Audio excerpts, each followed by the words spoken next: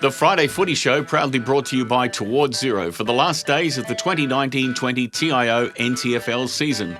If you're planning on coming to the footy tomorrow, the advice regarding COVID-19 is to practice good hygiene, wash your hands thoroughly, and if you're not feeling well, we ask that you please stay at home and to ensure the health and well-being of all patrons. Remember, you can live stream all the action. The big one is here, and of course we've got your official insight. It's your record to all the players, coaches and officials for all the games over the weekend.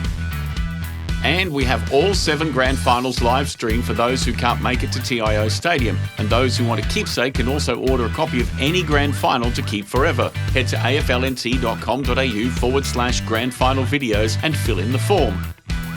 We kick off our Super Saturday of footy at TIO Stadium with the Under-16 Hickman division when St Mary's versus Wanderers at 10 a.m.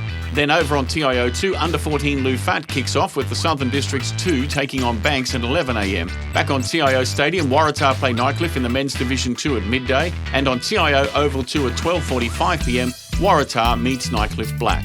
Then the triple header on TIO Stadium starts with St Mary's taking on Wanderers in the Under-18 Boys Grand Final. Men's Division 1 sees Nightcliff tackle Pint, and then the big one, the Men's Premier League Grand Final between last season's Wooden Spooners St Mary's and the reigning premiers Nightcliff. What a matchup.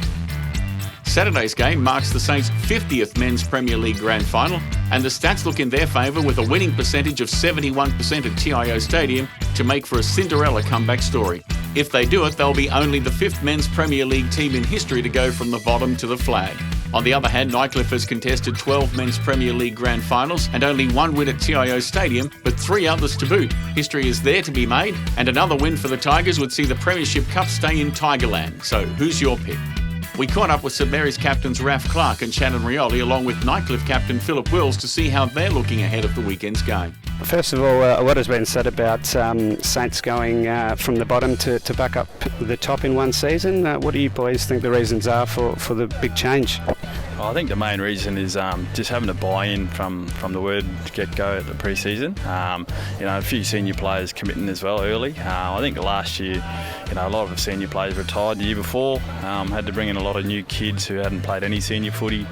And then, with the Thunder program, a lot of blokes were restricted to games, especially senior players.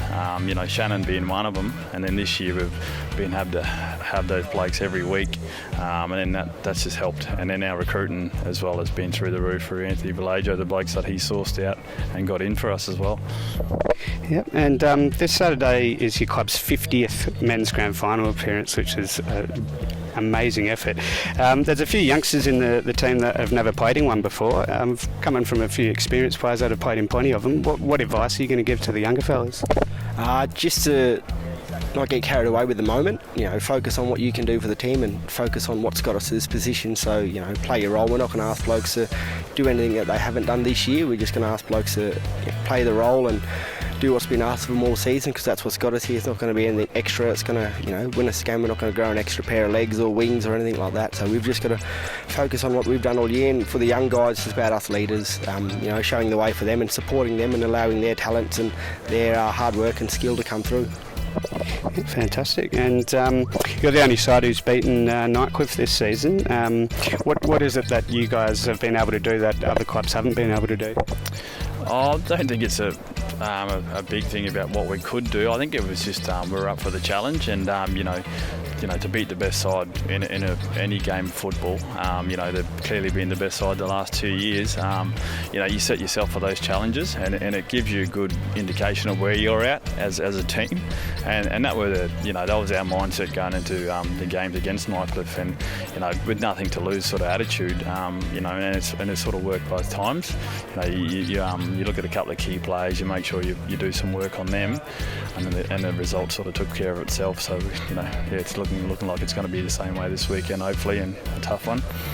So what do you guys consider to be the club's greatest strength? The culture, the history. You look at the team this weekend. There's Mats, Longs, Clarks, Riolis, Vallejo involved in the coaching, Johnny Ancest. So there's a lot of history there. There's a lot of, as Raf spoke about before, buy-in to the club. There's a lot of care, a lot of love, and we're a really close group. We went through a fair bit last year, finishing bottom of the ladder, and a lot of the young guys have learnt a lot from that and learnt a lot this year as well. They've seen what it's like when we're struggling, and they know what it's like when we're back around the top. So hopefully just that care and togetherness we have around the club, and a bit of history supporting us as well. So we'll take that into the game. Spot on. And is there anyone you'd like to thank for the season or give a shout out to at all? I think it's, most importantly, it's your volunteers and also the coaching staff. Chopper's put together a really good team, and the coaching staff, but also the guys who given up their time to be flying, because it takes a lot. You're flying up on a Friday night, and sometimes not going back till Sunday morning, Monday, and then having to go to work. So the guys who commit for the season and want to join our club and hopefully be part of some history. You can't thank them enough, but also the team itself, the hard work every player has put in on the track, and that's the only reason why we're here. Like if you don't put in the hard work, you're probably at the back with the rest of them. So it's a whole group thing. So I say thanks to every single player from me personally and the coaching staff. Thanks very much, boys, and good luck for Saturday. All right, Philip, another successful season for Nightcliff, and you've showed no sign of dropping off. How have you been able to maintain your really good record?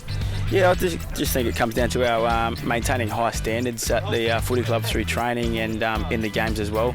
That's basically what it comes down to, yeah. Yep, and how's the build-up to the grand final been compared to last season's? Yeah, it's been good. We've got a few players that didn't play in the grand final last year, so that's exciting to have them come on board. I know a few boys have still got that bit of nerves coming into it, but it's always exciting. It's a great achievement just to even make the grand final. So we're looking forward to getting there on the day and getting the job done. Cool. And the Saints have been the only team to beat you this season. What have you taken out of those games, and is there anything about the Saints you think is a real strength for them?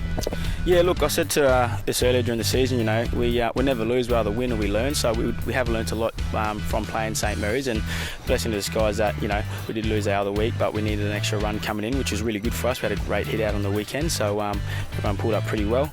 And I think with Saints, I just think they're a real well-balanced side all around the ground, so that's probably their greatest strength. And is there a key matchup you see sort of maybe in the midfield or down back or up forward you think might go a long way to deciding the game? Yeah, I think there's a few good matchups around the ground. I think our backs will match up pretty well with them as well, like they did last game. Through the midfield, we've got a pretty high calibre midfield, but so do they as well. So obviously there's been talk of the last taking role of young Liam, I think his name was, that was on Brody, but that's just footy, so we'll take that and we'll just be able to play footy.